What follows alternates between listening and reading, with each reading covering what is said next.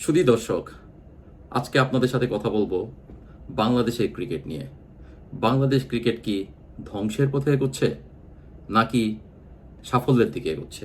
এই বিষয়ে কথা বলার জন্য আজকেও আপনাদের সাথে আছেন অবসরপ্রাপ্ত শিক্ষক এবং রাজনৈতিক বিশ্লেষক জনাব সাইফ এবং আমি তানভীর। সাইফ সাহেব, আপনাকে স্বাগত।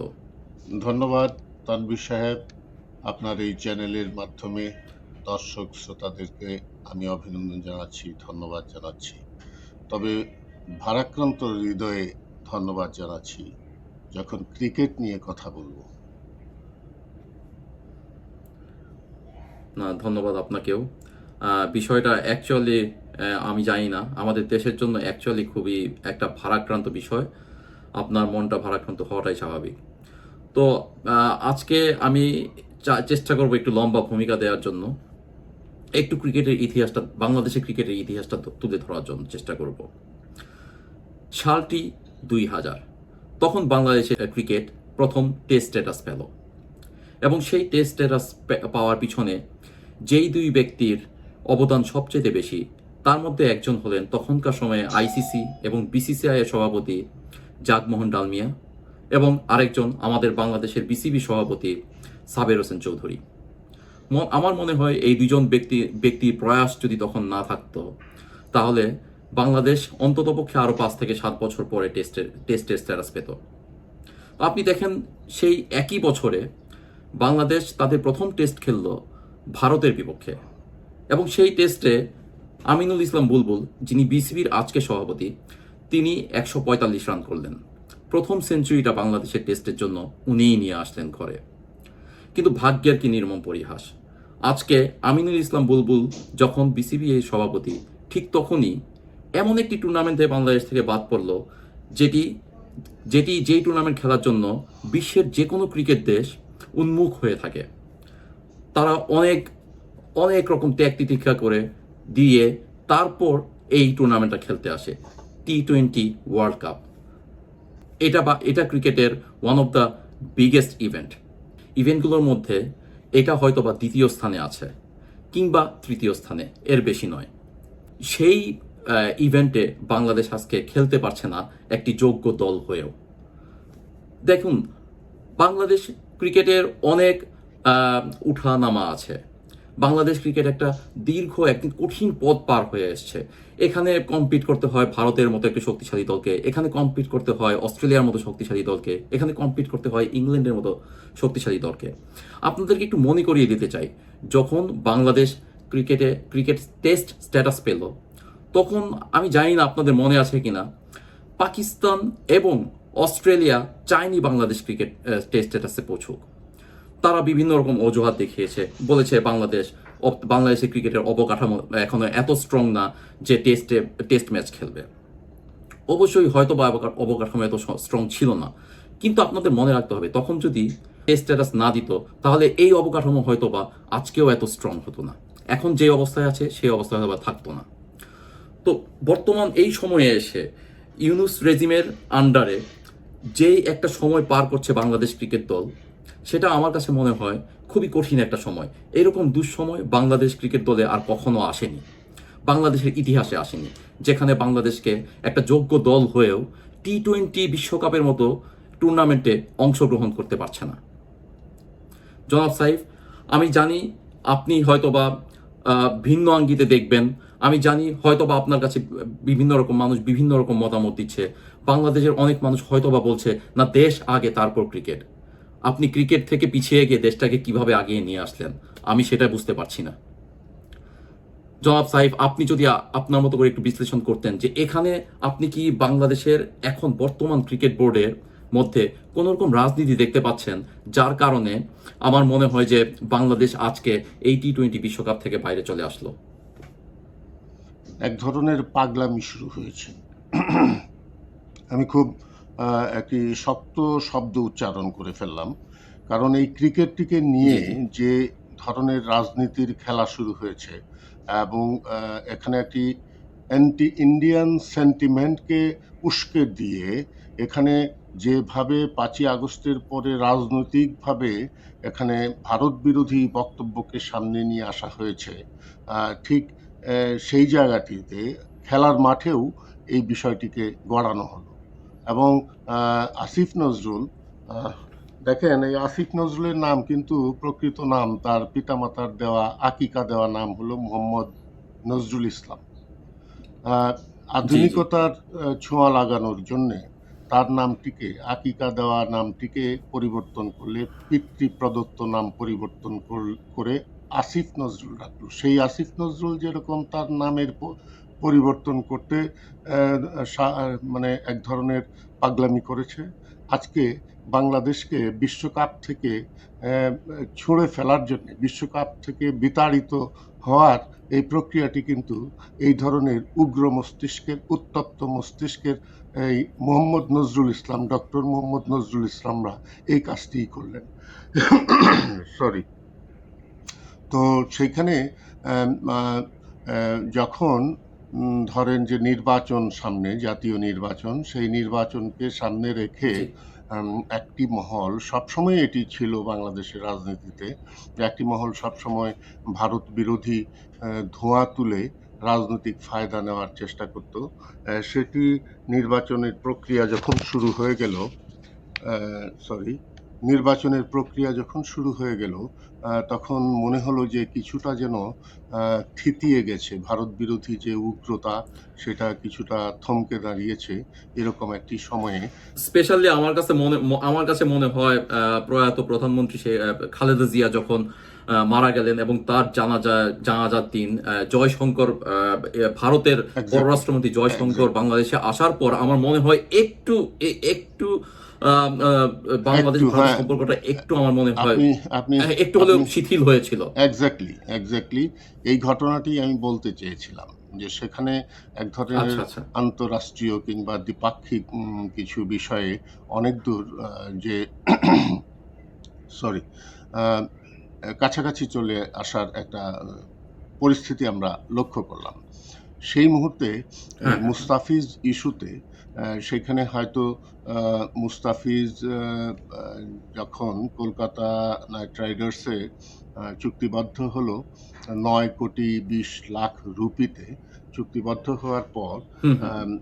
সেখানে বাংলাদেশে যে অভ্যন্তরে যেইভাবে হিন্দু সম্প্রদায়ের লোকজনকে হত্যা করা হচ্ছিল সাম্প্রদায়িকভাবে, খুবই নিরীহ প্রকৃতির মানুষগুলোকে হত্যা করা হচ্ছিল, সেই হুম হুম। বিষয়ে ভারতে কিছুটা সেন্টিমেন্ট সেখানে আমরা লক্ষ্য করেছি, যে সেখানে হিন্দু জাতীয়তাবাদী যে সংগঠনগুলো আছে তারা খুব প্রতিক্রিয়া দেখিয়েছে, রাস্তায় দেখিয়েছে, মিছিলে হ্যাঁ দেখিয়েছে, হ্যাঁ। বক্তব্যে রেখেছে।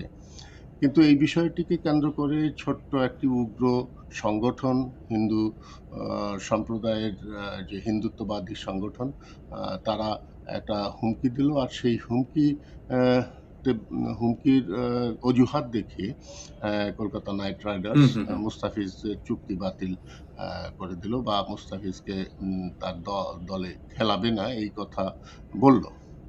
এর প্রতিক্রিয়া হিসেবে যখন মুস্তাফিজকে বাদ দেওয়া হলো, এই বিষয়টি নিয়ে কিন্তু আলোচনা হতে পারত, বিসিবি এবং ভারতীয় ক্রিকেট বোর্ডের সাথে কথা হতে পারত, কিন্তু সেই জায়গাটিতে না গিয়ে আমরা তাৎক্ষণিক প্রতিক্রিয়া ব্যক্ত করে ফেললাম যে আমরা ভারতে T20 বিশ্বকাপে আমরা খেলতে যাব না। এই ধরনের একটি ধর্মান্ধ মৌলবাদী ইন্ডিয়ান একটি গোষ্ঠীর হুমকির কাছে গোটা দেশটা আমরা যেন একটা ঝাঁপিয়ে পড়ার মতো এবং আমরা পাল্টা আক্রমণ করার মতো একটি অবস্থায় চলে গেলাম। এর ফলশ্রুতিতে যেটি হলো, দেখুন, আপনি যেই ব্যাপারটা বললেন, সরি টু ইন্টারাপ্ট, যে আপনি যে ব্যাপারটা বললেন মুস্তাফিজের বিষয়টা কিন্তু এটা আইপিএল এ খেলার বিষয়, যেটা একটা ইন্ডিয়ার লোকাল একটা টুর্নামেন্ট, অবভিয়াসলি অনেক পপুলার একটা টুর্নামেন্ট, কিন্তু সেইখানে যেই সিকিউরিটি ব্যবস্থা যেটা থাকবে সেটা আমার যতদূর জানি যে কলকাতা নাইট রাইডারের দায়িত্ব হলো সেই সিকিউরিটি ব্যবস্থা দেয়া, আইসিসির না। তো আমার মনে হয় মুস্তাফিজের যেন কোনো রকম ক্ষতি না হয় এবং পর্যাপ্ত পরিমাণ হয়তো বা সিকিউরিটি ব্যবস্থা করতে পারে নাই, সেই জন্য আমার মনে হয় Bharat cricket board Kolkata knight রাইডারকে যে সিদ্ধান্তটা জানিয়েছে, যে উপদেশটা দিয়েছে, আমার মনে হয় একটা পরিপক্ক একটা উপদেশটাই দিয়েছে, যে যেখানে মুস্তাফিজের বিন্দু পরিমাণ থ্রেট আছে, ওরা আগে তার প্রতিরক্ষার কথা চিন্তা করে মুস্তাফিজকে খেলতে দিল না। কিন্তু এটার সাথে এটা জড়ানো কিন্তু আমার মনে হয় না কোনোভাবেই বাংলাদেশের বর্তমান সরকারের এটা উচিত হলো না, সেইটাই। এর প্রতিক্রিয়াটা কি হবে, পরিণতি কোন দিকে যাচ্ছে সেইটা বিবেচনা না করে যে অপরিণামদর্শী যে সিদ্ধান্তটা নিল, সেই সিদ্ধান্তের ফলশ্রুতিতে যে শর্ত দিল, বাংলাদেশ যে শর্ত দিল তার ভেন্যু পরিবর্তনের জন্য, এই ভেন্যু পরিবর্তনের এটা তো খুব ছেলে খেলার দাবি না যে একটা মানে খুব ছোটোখাটো একটা বিষয়, একটা টিম ক্রিকেট ব্যাট বল এগুলো সরিয়ে নেবে, প্লেয়ার সরিয়ে নেবে, ইন্ডিয়া না গিয়ে আমরা সরাসরি শ্রীলঙ্কায় চলে যাব আর ওইটা আয়োজন হয়ে যাবে। সেইখানে অনেকগুলো বিষয়ের সংশ্লিষ্টতা থাকে, দীর্ঘদিন ধরে এটার যে মাঠের প্রস্তুতি থাকে, ফিক্সচারের যে সাজানো বিষয়গুলো আছে, অন্যান্য দেশ যেগুলোর সাথে আমরা কম্পিট করব সেই দেশগুলোর একটা প্রস্তুতি আছে, সেইভাবে তারা আসছে। সেখানে মিডিয়া যারা স্পন্সর করে, সেই স্পন্সরশিপে যে সমস্ত প্রতিষ্ঠান আছে তারা, তারপরে আপনার যে প্রচার মাধ্যম যেগুলো আছে তাদের প্রস্তুতি, সামগ্রিকভাবে এই বিষয়টি অনেক জটিল বিষয়। এই ভেন্যু পরিবর্তনের বিষয়টি খুব জটিল। তো অবশ্যই তো অবশ্যই সেইখানে আপনার সিদ্ধান্ত দিয়ে দিল যে আমরা ভারতে যাব না। তো সেই জায়গার ফলশ্রুতিতে যেটি হলো, আইপিএল আবার বৈঠক করলো, বিসিবির সাথে বৈঠক করলো, সেইখানে আলোচনা হলো। আইসিসি বৈঠক আইসিসি, হলো, আইপিএল সরি না, সরি আইসিসি সরি বৈঠক হলো। আইসিসি, হ্যাঁ হ্যাঁ আইসিসি যে হ্যাঁ বৈঠক হ্যাঁ করলো, হ্যাঁ সেই বৈঠকে পরে যে দেখলাম আমরা যে একটা মানে মতামত নেওয়ার জন্য ভোটাভুটি হলো এবং সেইখানে নির্বাচন হলো। নির্বাচনের মধ্যে আমরা মাত্র ভোট পেলাম একটি, এবং সেইখানে পাকিস্তান শুধু আমাদের পক্ষে সিদ্ধান্ত দিল, তাদের মতামত দিল। আর কোনো আপনাকে সরি একটু থামিয়ে দিলাম। এই যে আপনার এই বিষয় ঠিক এক্স্যাক্টলি এই পয়েন্টটা আমার একটা আমি জানি না, আমার কাছে মনে হলো যে দেখুন, পাকিস্তান যখন বাংলাদেশের ক্রিকেটের উন্নতি দরকার, যে টেস্ট স্ট্যাটাস পাওয়ার দরকার, তখন পাকিস্তান বলে যে না, বাংলাদেশকে টেস্ট স্ট্যাটাস দেওয়া যাবে না। আর এখন এইটার মাধ্যমে বাংলাদেশের ক্রিকেটের একটা ধ্বংসের দিকে এগিয়ে যাচ্ছে। পাকিস্তান সেখানে বলছে না, আমরা বাংলাদেশের সাথে আছি, বাংলাদেশের পক্ষে ভোট দিলাম, যে পাকিস্তান ওইখানে বাংলাদেশ ওইখানে খেলতে যাবে না। ইভেন যে শ্রীলঙ্কার মাটিতে বাংলাদেশ খেলতে যাচ্ছে, সেই শ্রীলঙ্কা পর্যন্ত বাংলাদেশকে ভোট দিল না, বললো না যে আচ্ছা উই ওয়েলকাম বাংলাদেশ। না, সেইটাই কি নির্লজ্জ। এবং সেখানে পাকিস্তান যে কাজটি করলো সেটা মনে হলো যে গাছে উঠিয়ে মইটা সরিয়ে নিল এবং বাংলাদেশের অনেকটা তাই। বাংলাদেশকে একটা ভয়াবহ পরিণতির দিকে ঠেলে দিল। পাকিস্তান যা করে, পাকিস্তান সারা বিশ্বেই যেভাবে আলোচিত পরিচিত, সে সেই কাজটিই করলো। তার যে রাজাকারী চরিত্র সেটি সে প্রকাশ করলো এবং হ্যাঁ হ্যাঁ আমার কাছে যেটি মনে হচ্ছে যে সে ইতিমধ্যে বিশ্বকাপ স্কোয়াড সে ঘোষণা করেছে এবং সিদ্ধান্ত জানাবে তারা। বাংলাদেশের পক্ষে কিন্তু সে আর থাকবে না, এটি বলা যায়। তো সেইখানে বাংলাদেশের আজকে টি-20 বিশ্বকাপ থেকে বাদ দিয়ে সেখানে স্কটল্যান্ডকে ঢোকানো হয়েছে। বাংলাদেশের জায়গায় স্কটল্যান্ড খেলবে। আমাদের বিশ্বকাপ ক্রিকেট একটা রিস্কের মধ্যেই পড়লো এবং এই টি-20 খেলা খেলতে না পারার পরিণতি যে কি ভয়াবহ। একটা ক্রিকেট ইকোনমি আছে, সেখানে খেলোয়াড়দের হ্যাঁ হ্যাঁ হ্যাঁ খেলোয়াড়দের যে সুযোগ সুবিধা, সেই সুযোগ সুবিধাগুলি খেলোয়াড়রা শুধু বঞ্চিত হবে না, বাংলাদেশ ক্রিকেট বোর্ড যা অর্জন করত অর্থনৈতিকভাবে, সেই অর্জন থেকে তারা বঞ্চিত হলো।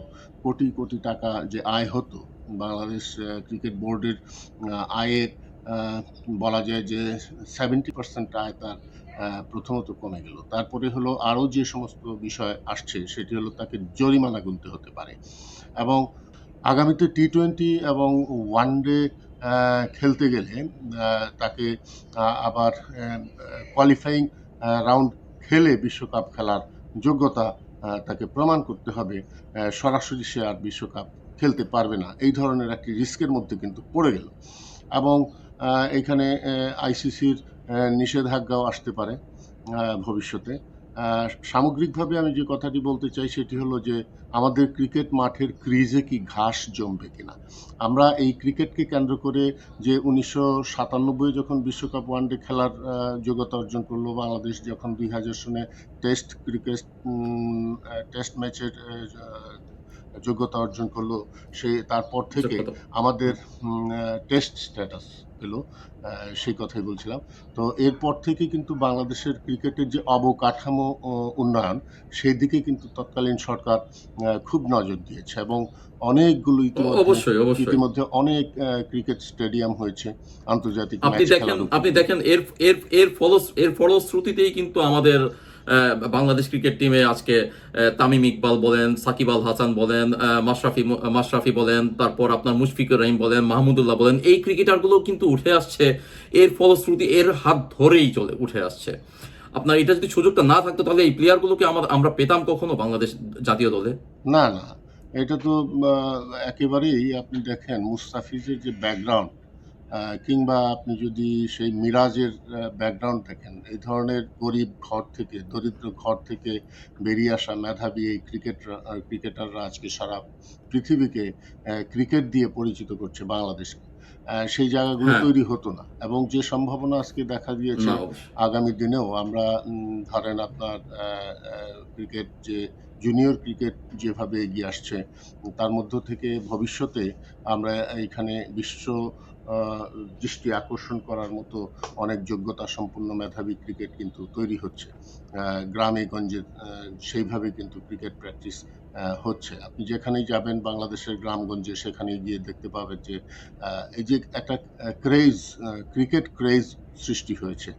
এটা তো এই বিশ্বকাপে যোগ্যতা অর্জন করার পর কিংবা টেস্ট স্ট্যাটাস পাওয়ার পর সেটি সারা বাংলাদেশে, একসময় তো ফুটবল ছিল খুব জনপ্রিয়, কিন্তু এখন কিন্তু হ্যাঁ, হ্যাঁ, হ্যাঁ। More popular than football, cricket is more popular. তো সেই জায়গাটা নির্মাণ হয়েছে, সেই জায়গাটা একেবারেই ধ্বংস হয়ে যাবে। ক্রিকেটের প্রতি মানুষের যে আগ্রহ আছে, সেই আগ্রহটার উপরেই কিন্তু আজকে এই আঘাতটা করা হয়েছে এবং এর ফলশ্রুতিতে সারা পৃথিবীতে, ধরেন বাংলাদেশ একটা ছোট্ট দেশ, 56,000 বর্গমাইল কিংবা 1,47,000 বর্গমাইলের এই ছোট্ট দেশ হতে পারে, কিন্তু সারা পৃথিবীর মানুষ যারা ক্রিকেট অনুরাগী, তাদের কাছে বাংলাদেশ কিন্তু একটি পরিচিত নাম, জনপ্রিয় নাম। অবশ্যই। 1971-এর স্বাধীনতা যুদ্ধের মধ্য দিয়ে যেমন বাংলাদেশ পরিচিতি লাভ করেছিল, জাতির পিতা বঙ্গবন্ধু শেখ মুজিবের যে অবিসংবাদিত নেতা, তার হিমালয় পর্বত তুল্য নেতৃত্ব, বিশ্ব নেতৃত্বে তার সামনে কাছে তার যে সমকক্ষতা তিনি অর্জন করেছিলেন, এর মধ্য দিয়ে বাংলাদেশকে পরিচিত করেছিলেন। ঠিক তেমনিভাবে কিন্তু আমরা দেখলাম 1997 থেকে মূলত বলা যায় আওয়ামী লীগ শাসন আমলেই কিন্তু ক্রিকেটের এই উত্থানটা হয়েছে আন্তর্জাতিক ব্যাপী, মানে আন্তর্জাতিক পর্যায়ে। সেই জায়গাটায় আজকে এই আমাদের ক্রিকেটাররা বঞ্চিত হবে, আমাদের সম্ভাব্য ক্রিকেটাররাও বঞ্চিত হবে, এবং সেইটা আমাদের জন্য একটি দুর্ভাগ্যের বিষয়। এই রাজনীতি করতে গিয়ে খেলার মাঠটিকে আমরা ধ্বংস করে ফেললাম। রাজনীতির মাঠ যেমন ধ্বংস করে ফেলা হয়েছে এই 5ই আগস্টের পর থেকে, ঠিক তেমনিভাবে আজকে ক্রিকেটের মাঠটিকেও আমরা ধ্বংস করে ফেললাম এবং ক্রিকেটের ক্রিজে এখন ঘাস জন্মাবে, আমাদের ক্রিকেট স্টেডিয়ামের গ্যালারিতে এখন শ্যাওলা পড়বে। এই অবস্থা আমরা কখনোই মানে আমাদের কাছে কাম্য না। ধন্যবাদ জনাব সাইফ। অ্যাকচুয়ালি এই বিষয়টা অনেক হৃদয় বিদারক। বাংলাদেশের গর্ব করার মতো যদি একটা কিছু থাকে এই মুহূর্তে, সেটা হলো বাংলাদেশের ক্রিকেট। বাংলাদেশের ক্রিকেট আজকে যেই পর্যায়ে পৌঁছেছে, আমার মনে হয় না এই যে বাংলাদেশের অন্য যে কোনো সেক্টর আছে, অন্য সেই সেক্টরগুলো এর ধারে কাছেও আছে। দেখেন, এর মধ্যে আমি একটা বিষয় বলেন। জানাই, সেটি হলো এই যে হ্যাঁ, হ্যাঁ, বলেন, বলেন, আমাদের বলেন। যে জাতীয় টিমের যে খেলোয়াড়রা, এরা A+ খেলোয়াড়রা, তাদের মান্থলি জি। মান্থলি পেমেন্ট হয় 7 থেকে 8 লাখ টাকা। এ ক্যাটাগরির যারা তারা মাসিক বেতন পায় ৫ থেকে ৬ লাখ টাকা। তারপরে বি ক্যাটাগরির যারা হুম তারা হুম হুম ৪ থেকে ৪.৫ লাখ টাকা। সি ক্যাটাগরির ২.৫ থেকে ৩ লাখ টাকা। ডি ক্যাটাগরির ১ থেকে ২ লাখ টাকা। শুধু তাদের মান্থলি ফি না। এখানে ম্যাচ ফি, টেস্ট ম্যাচে এরা ৫-৬ লাখ টাকা পায় প্রতিটা ম্যাচে। হ্যাঁ ওয়ানডেতে হ্যাঁ পায় ৩ থেকে হ্যাঁ হ্যাঁ ৩.৫ লাখ টাকা। তো এই যে ম্যাচ ফি পাবে না, আ এবং আপনি যেটি যে আমাদের যে বিসিবির যে আয়, সেই আয়ের উৎস কিন্তু বৃহৎ উৎসটা কিন্তু ওই আন্তর্জাতিক টুর্নামেন্টগুলো যে হয়, সেইখান থেকে একটা রেভিনিউ তারা কিন্তু পায়, বাংলাদেশ বিসিবি পায়। সেই বিসিবি তার আয় থেকেই কিন্তু এদের বেতন দেয়।